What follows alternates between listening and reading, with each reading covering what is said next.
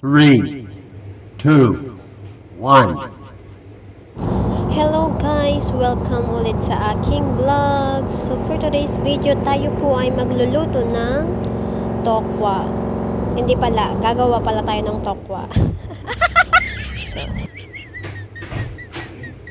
so yun na nga guys, ang ating mga ingredients, ang tokwa, lemon, at sibuyas and sili. So mag-add lang tayo ng 2 teaspoon ng soy sauce. Toyo po yan, toyo. And then, maglagay rin tayo ng paminta. Ayan. Paminta. Para sa kinabukasan. Char. Konting asin. Yan. For taste. Yan. Mix-mix lang natin siya, guys. Mix-mix lang natin siya ng mabuti. And after that, ihalo sa ating 2 tablespoon na mayonnaise.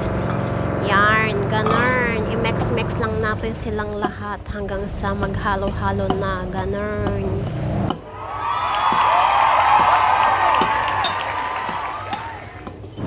And then, kapag na-mix na, nakahanda na ang ating kawali, maglagay lang tayo ng kaunting oil.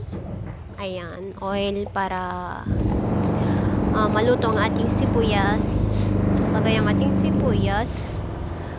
Pwede natin silang pagsabayin ng sili para mas matapang. So, ayan guys. Ayan, ihalo na rin ang sili para sa mabilisang pagluluto. Char. So, ayan. Halo-haloin lang natin ng kaunti hanggang sa maamoy na natin ang aroma ng ating sibuyas. Yan. Ang sili, pero in fairness, itong sili na to kahit maliit, matapang talaga. Kayang-kaya kanyang paiyakin.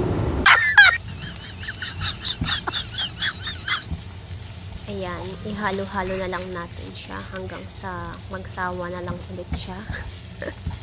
Luluto ng ano yan, ng kusa. Char. So, ayan na. Lucky. Ang ingin naman ng alaga kong aso.